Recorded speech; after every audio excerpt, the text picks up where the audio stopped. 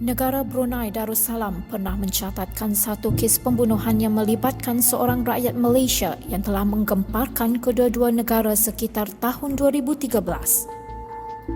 Von Sun Ching yang merupakan seorang ahli perniagaan wanita berusia 39 tahun sewaktu kejadian dan merupakan rakyat Malaysia.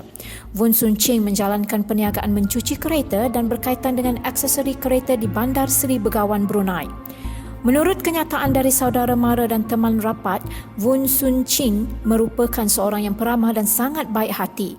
Von Sun Ching telah mendirikan rumah tangga dengan seorang lelaki yang berusia 48 tahun yang dikenali sebagai Wo Pong Yen. Hasil perkahwinan, pasangan ini telah dikurniakan seorang anak lelaki. Namun, tiada maklumat lanjut mengenai suami dan anak lelaki Von Sun Ching yang pernah dicatatkan oleh mana-mana sumber. Pada mata suami dan anaknya, Von Sun Ching merupakan seorang isteri dan ibu yang baik dan beliau sangat menjaga keluarga kecilnya ini.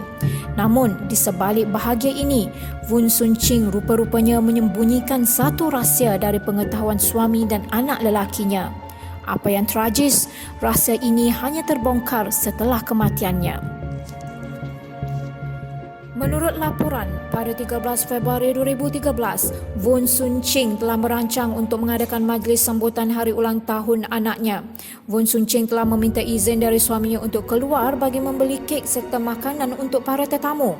Suaminya, Wong Po Yen, tanpa ragu-ragu telah memberi kebenaran kepada isterinya itu untuk keluar bagi menyediakan segala persiapan majlis ulang tahun anak mereka.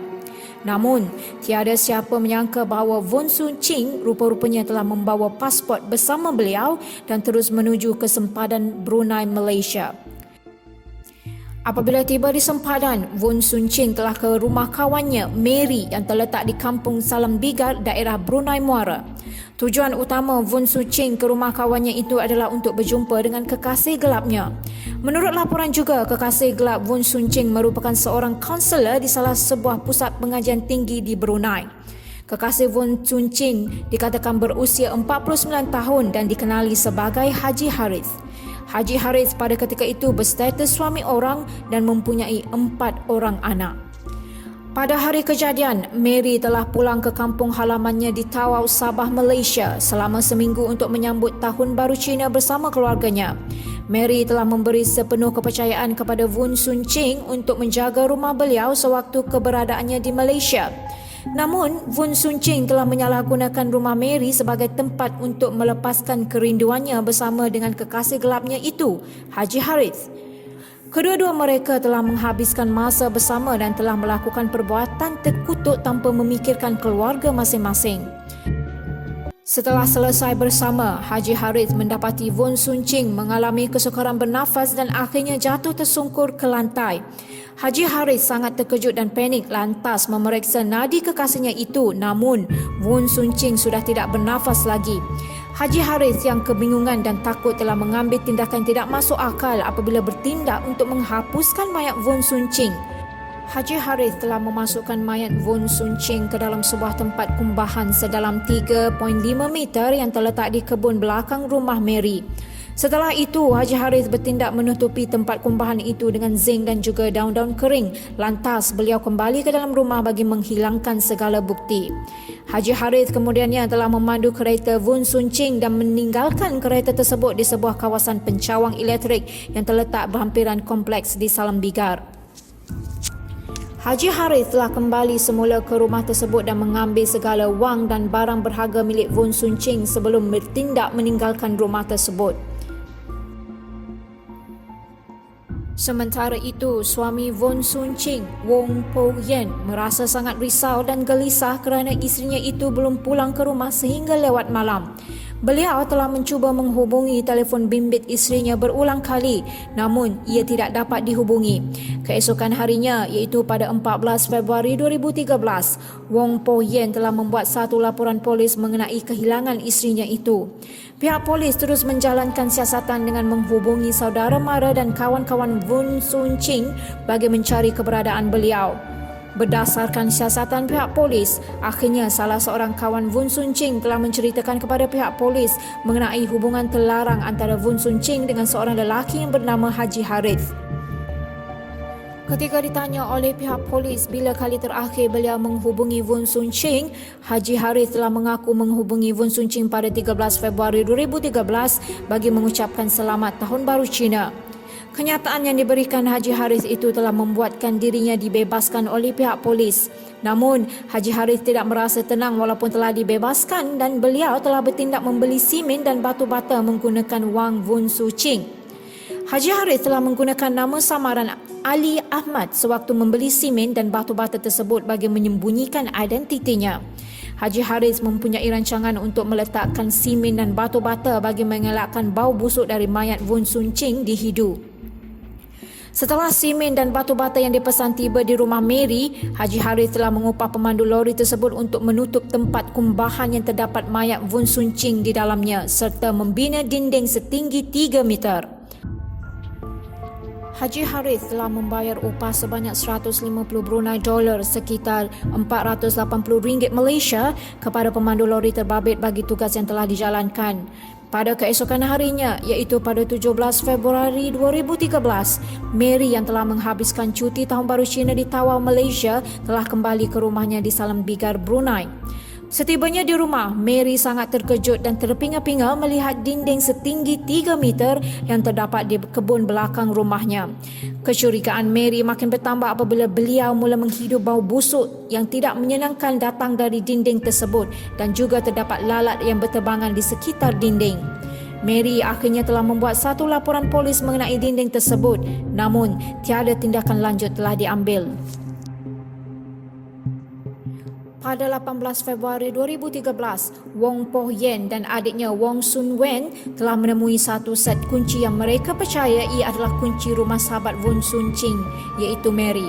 Tanpa berlengah, Wong Poh Yen dan adiknya telah bergegas ke rumah Mary bagi memastikan keberadaan Won Sun Ching di sana.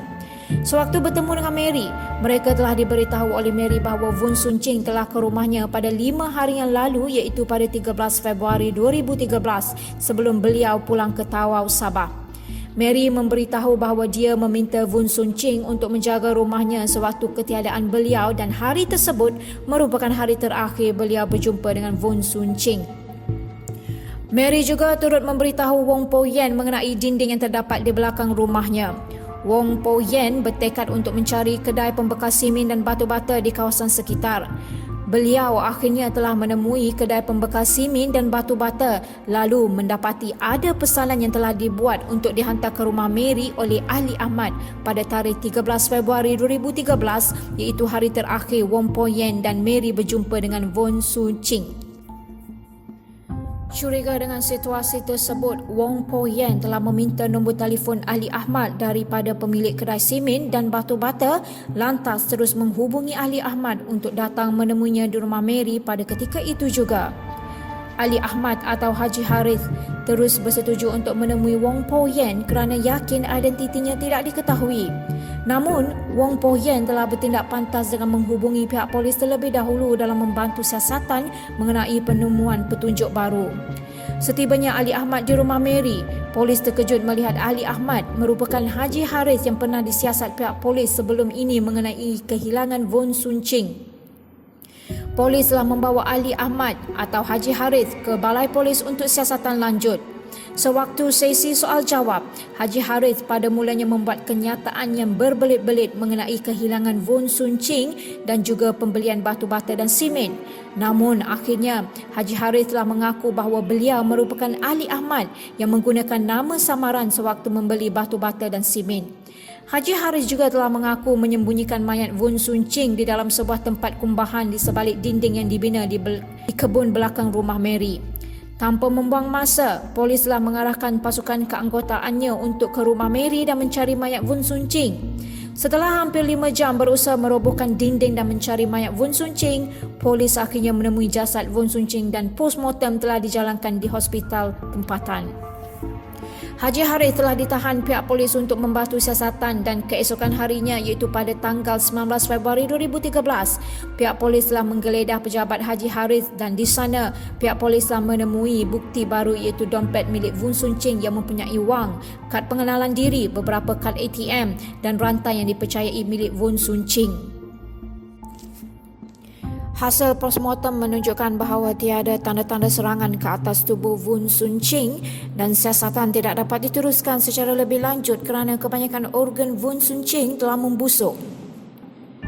Berdasarkan hasil postmortem itulah, Haji Harith pada mulanya telah dijatuhkan hukuman penjara selama 1 tahun 6 bulan atau 18 bulan oleh Mahkamah Brunei. Namun, beliau telah membuat rayuan untuk dikurangkan hukuman dengan alasan masih menyara isteri dan 4 orang anak. Rayuan tidak dipersetujui, namun akhirnya pihak mahkamah telah mengurangkan hukuman kepada 6 bulan penjara dan perlu membayar denda sebanyak $1,000 Brunei iaitu sekitar RM3,000 Malaysia. Haji Harith juga telah diarahkan oleh pihak mahkamah untuk membayar wang pampasan kepada keluarga Wun Sun Ching di atas kesalahan beliau menggunakan wang milik Wun Sun Ching. Wang pampasan sebanyak $1,328 Brunei atau sekitar RM4,000 Malaysia itu harus dibayar dalam masa seminggu setelah tarikh perbicaraan atau Haji Harith akan dikenakan hukuman tambahan iaitu 1 bulan penjara.